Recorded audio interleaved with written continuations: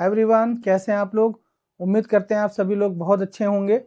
आज हम लोग फिर आए हैं एक नए वीडियो के साथ। सोशल साइंस में जो आपका हिस्ट्री का पार्ट है, ठीक है, उसके क्वेश्चंस, इंपॉर्टेंट क्वेश्चंस आज हम लोग देखेंगे। और इस वीडियो को लास्ट तक देखिएगा, क्योंकि लास्ट तक सारे क्वेश्चन ही उतने ही इंपॉर्टेंट हैं। जो पहला क्वेश्चन जितना इंपॉर्टेंट है उतना लास्ट क्वेश्चन इंपॉर्टेंट है। सब लोग लास्ट तक इस वीडियो को जरूर देखिएगा। आइए चलिए देखते हैं। चलिए शुरू करते हैं हम लोग। आज हम लोग हिस्ट्री के जो इम्पोर्टेंट क्वेश्चन हैं वो देखेंगे, जो आपके आने वाले बोर्ड एग्ज़ाम्स में बहुत ही इम्पोर्टेंट है। ठीक है, चलिए हम लोग शुरू करते हैं।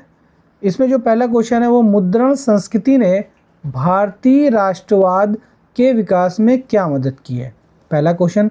दूसरा क्वेश्चन है गुटनबर्ग कौन थे, वो क्यों प्रसिद्ध हैं। ये क्वेश्चन 80 वर्ड्स का है। ठीक है, तीसरा क्वेश्चन है जो काफ़ी इंपॉर्टेंट क्वेश्चन है। तीसरा जो क्वेश्चन है आपका वो ये है,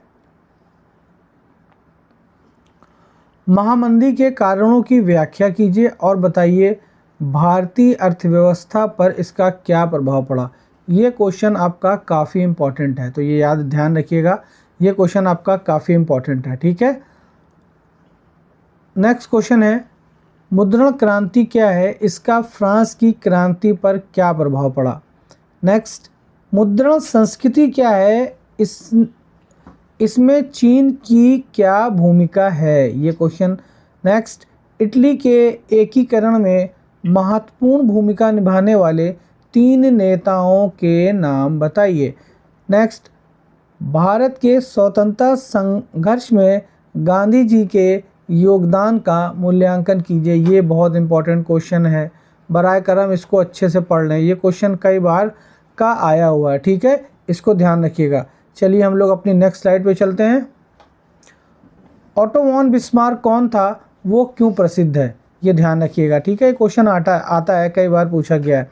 नेक्स्ट क्वेश्चन है भारतीय राष्ट्रीय कांग्रेस की स्थापना कब हुई, इसके उद्देश्य क्या थे। भारतीय राष्ट्रीय कांग्रेस की स्थापना कब हुई, इसके उद्देश्य क्या थे। नेक्स्ट है राष्ट्रवाद से आप क्या तात्पर्य है, यूरोप में राष्ट्रवाद के उदय के कारण। देखिए मैंने आपको बताया था ये क्वेश्चन भी बहुत ही ज़्यादा इंपॉर्टेंट है, ध्यान रखिएगा भाई, ये क्वेश्चन बहुत इंपॉर्टेंट है। यूरोप में राष्ट्रवाद के कारण, ये इंपॉर्टेंट क्वेश्चन है।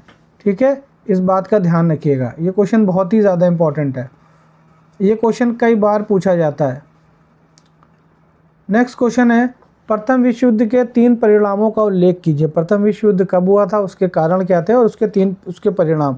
ये कॉमन क्वेश्चन है, पूछा जाता है। प्रथम और द्वितीय विश्व युद्ध दोनों ही पूछे जाते हैं। उसके बाद नेक्स्ट क्वेश्चन है, ये बहुत इंपॉर्टेंट है, ये क्वेश्चन इंपॉर्टेंट है, असहयोग आंदोलन से आप क्या, असहयोग आंदोलन के मुख्य कारण क्या थे। ठीक है, इसके बाद जो ये क्वेश्चन है, अगला क्वेश्चन है सविनय अवज्ञा आंदोलन कब चलाया गया, इसके मुख्य 3 कारणों का उल्लेख कीजिए। ये क्वेश्चन भी इंपॉर्टेंट है, ध्यान रखिएगा। नेक्स्ट, भारतीय अर्थव्यवस्था पर महामंदी के किन्हीं 3 प्रभावों का उल्लेख कीजिए। ये क्वेश्चन बहुत ज़रूरी है, बहुत इंपॉर्टेंट है, बराए करम इसको पढ़ लीजिएगा, क्योंकि ये क्वेश्चन घुमा फिरा के लगभग हर सालों में पूछा जाता है। ठीक है, चलिए हम अपने नेक्स्ट स्लाइड की तरफ चलते हैं।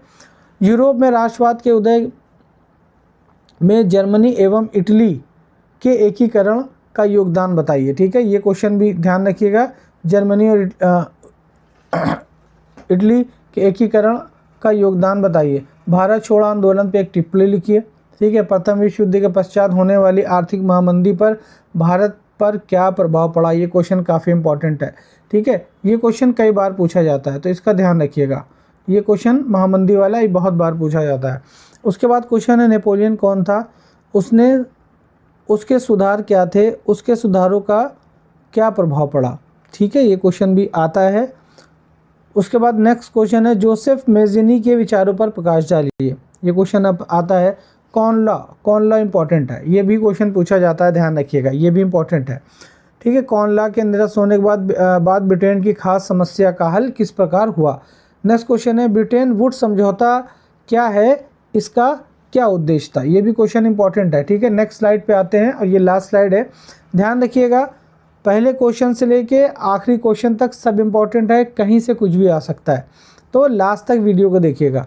इटली का एकीकरण कैसे हुआ, जर्मनी का एकीकरण कैसे हुआ? G77 देशों से आप क्या समझते हैं? ये क्वेश्चन ट्रेंडिंग है, ये आ सकता है, ध्यान रखिएगा।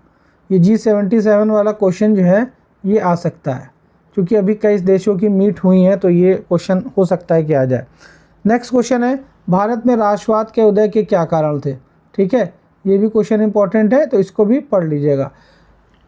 उसके बाद सेकेंड लास्ट क्वेश्चन है, विश्व की अर्थव्यवस्था के विकास में तकनीकी का क्या योगदान है? ठीक है, उदाहरण सहित लिखिए, ये क्वेश्चन भी आता है। ये क्वेश्चन कई सेटों में पूछा गया है, अगर आप अनसॉल्व उठा के देखेंगे तो ये क्वेश्चन कई सेटों में पूछा गया है। लास्ट क्वेश्चन है, फ्रांस की क्रांति के कारण एवं परिणामों की विवेचना कीजिए। ठीक है, सभी लोग सारे क्वेश्चन को अच्छे से पढ़ लेंगे, मैं बार बार कह रहा हूँ। क्वेश्चन को पढ़ना शुरू कीजिए, मेहनत करना शुरू कर दीजिए। ठीक है, थैंक यू सो मच। अब हम आप लोगों से मिलेंगे अपने नेक्स्ट वीडियो में, तब तक के लिए धन्यवाद।